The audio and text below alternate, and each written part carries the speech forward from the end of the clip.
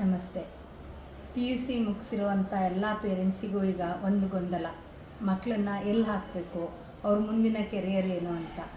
Engineering ಹಾಕಬೇಕಾದವರು ಈಗಾಗಲೇ ಯೋಚನೆ ಮಾಡ್ತಿದ್ದಾರೆ. ಕಾಮೆಡ್ಗೆ ಬಂದಿದೆ, CET ಇನ್ನೇನು ಬರಬೇಕು, ಯಾವ ಥರ ಕಾಲೇಜನ್ನು ಸೆಲೆಕ್ಟ್ ಮಾಡಬೇಕು, CET ಸಿಕ್ಕಿದ್ರೆ ಅಥವಾ ಕಾಮೆಡ್ಕೇಲಿ ಸಿಕ್ಕಿದ್ರೆ ಅಥವಾ ಮ್ಯಾನೇಜ್ಮೆಂಟ್ ಹಾಕಬೇಕು ಅಂದರೆ ಯಾವ ಥರ ಅನ್ನೋದು ತುಂಬ ಚಿಂತೆ. ಮಕ್ಕಳಿಗೆ ಒಂಥರ ವ್ಯೂ ಇರುತ್ತೆ, ಅಮ್ಮಂದರಿಗೆ ಒಂಥರ ವ್ಯೂ ಇರುತ್ತೆ, ತಂದೆ ಅವ್ರು ಥಿಂಕ್ ಮಾಡೋದೇ ಬೇರೆ ಥರ ಇರುತ್ತೆ.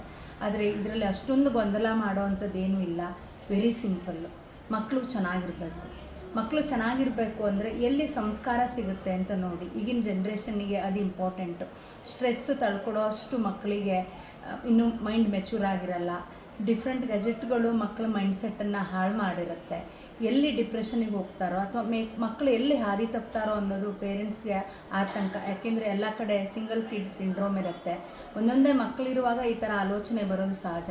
ಹಾಗಾಗಿ ಕೆಲವು ಪಾಯಿಂಟ್ ಮಾತ್ರ ತಲೆಯಲ್ಲಿಟ್ಕೊಳ್ಳಿ. ಎಲ್ಲಿ ಯಾವ ಕಾಲೇಜಲ್ಲಿ ಸಂಸ್ಕಾರಕ್ಕೆ ತುಂಬ ಪ್ರಾಬುದ್ಧತೆ ಕೊಡ್ತಾರೋ ಅಲ್ಲಿ ನೀವು ಸೆಲೆಕ್ಟ್ ಮಾಡಿ. ಹಾಗೆ ಕಲ್ಚರ್ ಅನ್ನೋದು ಇಂಪಾರ್ಟೆಂಟು. ನಮ್ಮ ಕಲ್ಚರ್ ಈಗ ಬಿಟ್ಟು ಹೋಗ್ತಾ ಇದೆ. ಈ ಕಲ್ಚರು ಮಕ್ಕಳು ಸ್ವಾಧೀನ ಮಾಡ್ಕೋಬೇಕು. ಅಂಥದ್ದು ಎಲ್ಲಿದೆ ಅಲ್ಲಿ ಸೆಲೆಕ್ಟ್ ಮಾಡಿ. ಇನ್ನೊಂದು, ಮನೆಗೆ ಸ್ವಲ್ಪ ಹತ್ತಿರ ಇರಲಿ. ತುಂಬ ಟ್ರಾವೆಲ್ ಮಾಡೋದ್ರಿಂದ ಆ ಮಗು ಎನರ್ಜಿಯನ್ನು ಕಳ್ಕೊಳ್ಳುತ್ತೆ. ಈಗಿನ ಮಕ್ಕಳು ಹೆಲ್ತ್ ನೋಡ್ಕೊಳ್ಳೋದು ತುಂಬ ಇಂಪಾರ್ಟೆಂಟು. ಆಮೇಲೆ ಈಗಿನ ಮಕ್ಕಳಲ್ಲಿ ಮಲ್ಟಿ ಟಾಸ್ಕಿಂಗ್ ಇರೋದಿಲ್ಲ.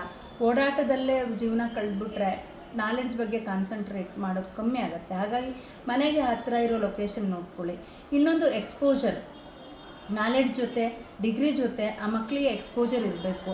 ಅವ್ರ ಮುಂದೆ ಏನಾಗಬೇಕು, ಯಾವ ಥರ ಕೆರಿಯರ್ ಡೆವಲಪ್ಮೆಂಟ್ ಮಾಡ್ಕೋಬೇಕು ಅಂಥ ಕಾಲೇಜನ್ನು ಎಲ್ಲಿ ಎಕ್ಸ್ಪೋಜರ್ ಇರುತ್ತೋ, ಎಲ್ಲಿ ಅವ್ರ ಕೆರಿಯರ್ ಡೆವಲಪ್ಮೆಂಟಿಗೆ ಆದ್ಯತೆ ಕೊಡ್ತಾರೋ ಅಂಥ ಕಾಲೇಜನ್ನು ಸೆಲೆಕ್ಟ್ ಮಾಡ್ಕೊಳ್ಳಿ. ಹಾಗೆ ಎಲ್ಲಿ ಸ್ಟ್ರಾಂಗ್ ಟೀಚಿಂಗ್ ಮತ್ತು ಲರ್ನಿಂಗ್ ಮೆಥಡಾಲಜಿ ಅಡಾಪ್ಟ್ ಮಾಡ್ಕೊಂಡಿರ್ತಾರೋ ಅಂಥ ಕಾಲೇಜನ್ನು ಸೆಲೆಕ್ಟ್ ಮಾಡ್ಕೊಳ್ಳಿ. ಸೊ ದುಡ್ಡು ಒಂದನ್ನೇ ಗುರಿ ಮಾಡಿಕೊಂಡು ಅಥವಾ ಮುಂದೆ ಅವನು ಅತಿ ಹೆಚ್ಚಿನ ಸಂಪಾದನೆ ಮಾಡಬೇಕು ಅನ್ನೋದನ್ನೊಂದೇ ಗುರಿ ಮಾಡ್ಕೋಬೇಡಿ. ನಿಮ್ಮ ಮಕ್ಕಳು ಈಗಿನ ಅಸೆಟ್ ಆಗಬೇಕು, ಮುಂದಿನ ಈ ದೇಶದ ಪ್ರಬುದ್ಧ ಪ್ರಜೆ ಆಗಬೇಕು, ಅದನ್ನು ಥಿಂಕ್ ಮಾಡಿ ಸೆಲೆಕ್ಟ್ ಮಾಡ್ಕೊಳ್ಳಿ. ತುಂಬ ಗೊಂದಲ ಮಾಡ್ಕೋಬೇಡಿ. ಮಕ್ಕಳ ಮೇಲೆ ಸ್ಟ್ರೆಸ್ ಹಾಕಬೇಡಿ. ಆ ಮಕ್ಕಳು ಆದಷ್ಟು ಫ್ರೀ ಇದ್ದಂಗೂ ಹೆಚ್ಚೆಚ್ಚು ಸಾಧನೆಯನ್ನು ಮಾಡ್ತಾರೆ. ಆ ಮಗುಗೆ ತಂದೆ ಆದ ಕ್ಷೇತ್ರದಲ್ಲಿ ಬೆಳೆದು ಸಾಧನೆ ಮಾಡಲಿಕ್ಕೆ ಅವಕಾಶ ಕೊಡಿ. ತುಂಬ ತಲೆ ಕೆಡಿಸ್ಕೋಬೇಡಿ. ನಿಧಾನಕ್ಕೆ ಆಲೋಚನೆ ಮಾಡಿ ಈ ಎಲ್ಲ ಫ್ಯಾಕ್ಟರ್ಗಳನ್ನು ಇಟ್ಕೊಂಡು ಆ ಮಗುಗೆ ಮುಂದೇನಾಗಬೇಕು ಅಂತ ಯೋಚನೆ ಮಾಡೋಕ್ಕೆ ಹೇಳಿ. ಇಂಜಿನಿಯರಿಂಗ್ ಬಿಟ್ಟು ಬೇರೆನೂ ಹಲವಾರು ಆಪ್ಷನ್ಗಳಿದೆ. ಯಾವುದು ತೊಗೊಂಡ್ರೂ ಮಗು ಚೆನ್ನಾಗಿ ಮಾಡಿದರೆ ಅಲ್ಲಿ ಸಕ್ಸಸ್ ಖಂಡಿತ ಇದ್ದೇ ಇರುತ್ತೆ. ನಮ್ಮ ಭಾರತ ದೇಶದಲ್ಲಿ ಯಾವುದಕ್ಕೂ ಏನೂ ಕೊರತೆ ಇಲ್ಲ. I wish you all the best. ಚೆನ್ನಾಗಾಗಲಿ.